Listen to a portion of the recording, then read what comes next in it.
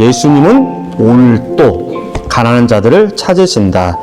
예수님의 공생의 기간 동안에 하신 일이란 여러 가지로 말할 수 있겠지만 그 중에 한 가지를 꼽는다면 가난한 자들을 찾아다니시는 일이라고 해도 과언이 아닙니다.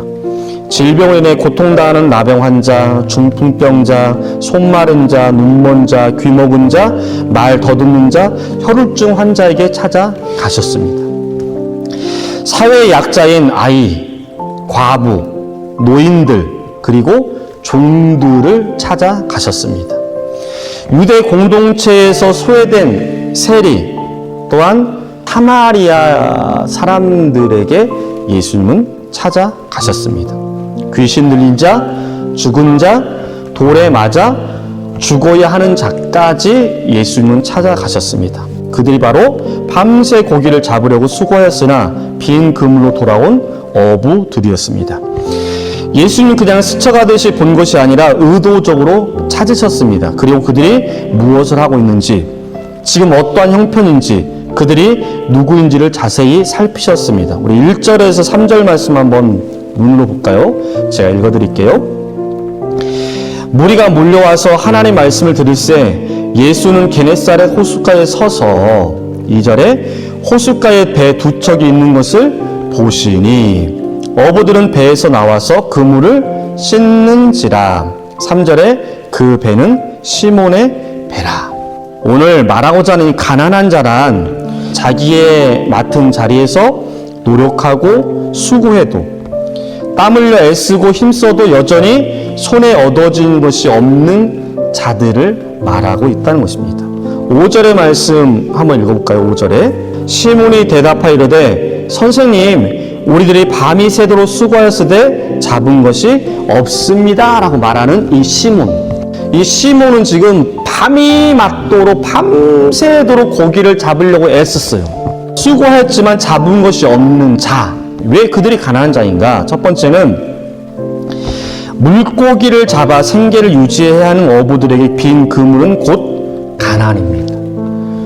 또한 왜 이들이 가난한 자들일까요? 왜냐하면 두 번째는 고기를 잡는 일에 전문가인 어부들에게 빈 그물이란 실패, 허망, 공허, 낙심, 좌절, 절망이기 때문에 이 또한 가난한 자들입니다. 오늘도 이 땅 가운데 예수님은 온갖 종류의 가난한 자들을 지금도 찾으십니다. 중요한 단어가 뭐라고요?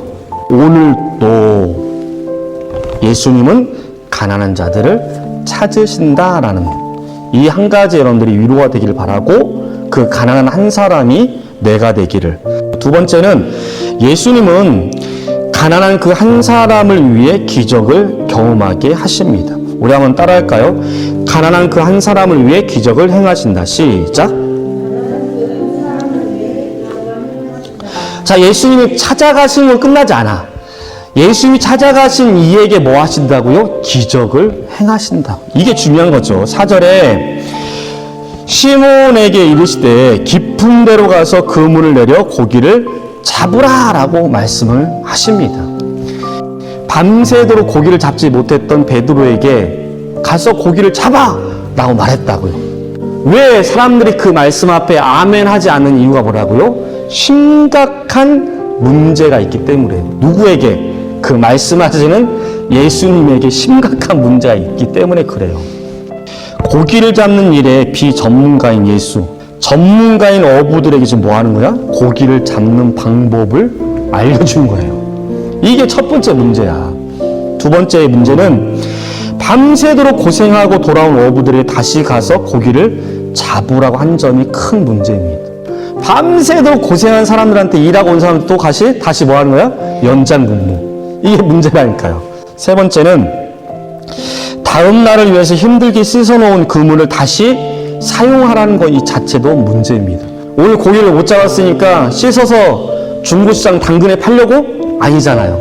오늘은 실패를 했지만 내일의 만선을 위해서 그물을 씻는 거라고요. 근데 그 내일을 준비한 이에게 뭐라고요? 지금 가서 다시 사용하라고 말한다고요. 저 지금 학원 가야 돼요. 왜요? 3년 후를 위해서 지금 저는 학원을 가서 공부를 해야 돼요. 예배 이거는 조금만 참아주세요. 이거 똑같은 거야. 고기가 많이 있는 얕은 곳이 아닌 깊은 데 가서 그물을 내리라고 하는 것 자체도 문제점입니다. 또 다른 문제가 있어요. 이게 한두 문제가 아니라니까요. 점점 날이 뜨거워지는 낮 시간대에 고기를 잡으라는 점도 문제입니다. 또 있어요. 자신의 배도 아닌 예수가 자기 마음대로 배와 그물, 노동까지 요구합니다. 교회가 월급 주나? 근데 교회 와서 청소하라니, 교회 봉사하라니, 이런 거 하잖아, 그죠? 마지막 하나 더 찾아본다면 예수는 뭐만 해요? 말만 해. 이게 가장 큰 문제야. 교회에서 목사님 말만 해. 사회가 가지고 빛과 소금의 역할을 해야 됩니다. 목사님 알아요? 내 직장이 얼마나 열악한지? 목사님 알아요? 내 삶이 얼마나 치열한지? 목사님 알아요? 내가 애들하고 얼마나 지지볶으면서 살아가는지? 목사님 우리 집에 와가지고, 목사님 우리 회사에 와서, 목사님 하면 내가 하는 일 한번 해봐요 라고 말할 수도 있어요. 예수님 말만 하는 거든. 예수님 같이 가가지고 팔 걷고 고기를 잡았다면 그나마 이해가 되지만 말만 하고 계시잖아. 어부들이 느끼는 감정하고 우리가 하나님의 말씀을 받는 입장에서의 감정하고 차이는 있을지 모르겠지만 저가 느낄 때는 별반 차이가 없을 거라고 생각이 들어집니다. 그 사람들은 하나님께서 말씀하시는 거에 대해서 그렇게 쉽게 수긍하지 못하는 이유 중에 하나가 이 심각한 문제들을 하나님은 말씀하신다고요. 여러분들 어떠신가요? 하나님이 살아계신 거 믿잖아요. 예수님이 나의 구주라는 걸 믿잖아요. 근데 그것까지는 알아. 그것까지는 내가 수긍할 수 있어. 근데 그분이 내 철학, 내 경험, 내 생각, 내가 했던 어떤 지식, 내 계획과 다른 이야기를 하셨을 때에 그것까지 내가 수긍할 수 있느냐. 그래서 많은 사람들은 예수는 믿어, 하나님이 살아계심을 믿어.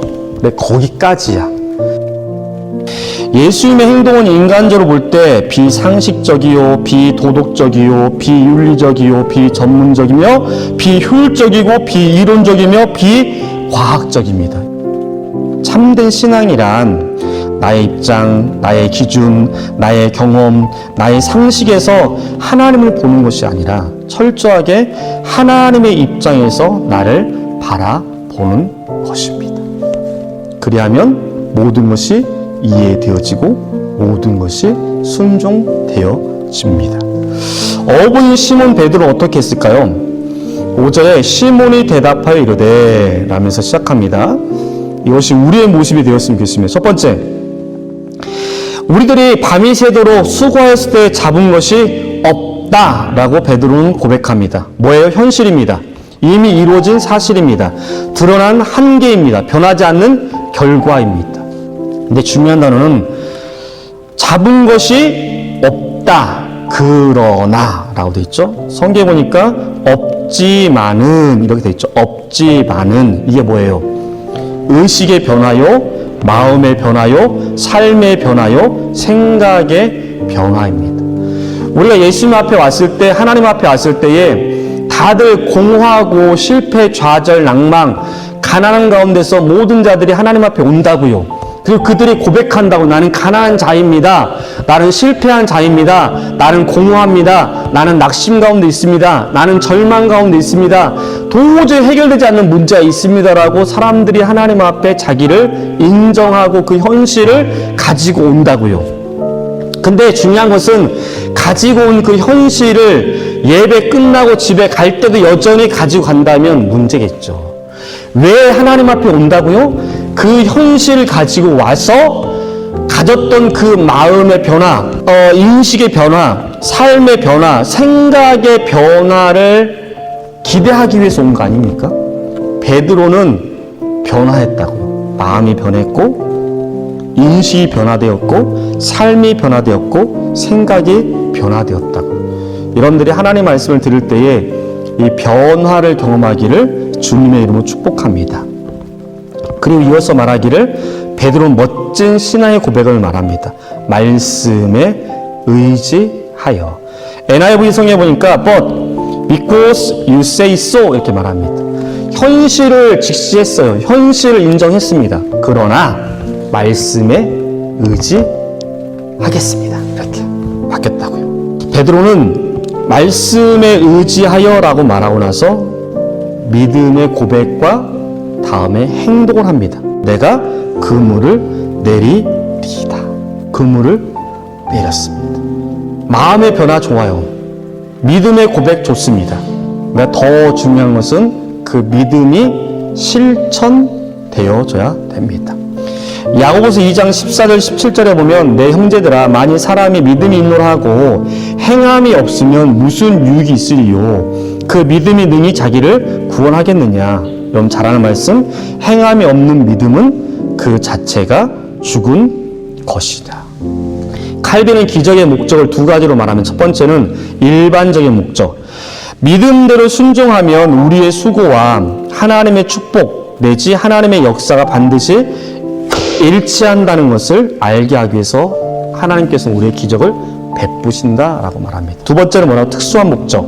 예수가 그리스도이시며 하나님이심을 깨닫게 하기 위해서 기적을 베푸신다고요. 세 번째, 하나님 앞에서는 누구나 가난한 자입니다. 지난주의 말씀처럼 예수님이 이 땅 가운데 오신 이유는 가난한 자를 위해서 오셨습니다. 또한 가난한 자들은 반드시 예수 그리스도가 필요합니다. 그러나 왜 많은 사람들이 예수님께 오지 않는다고 말했죠? 첫 번째는 착각하기 때문에 그렇습니다. 자신이 가난하다고 생각하지 않기 때문입니다. 두 번째는 무지하기 때문에 그렇습니다.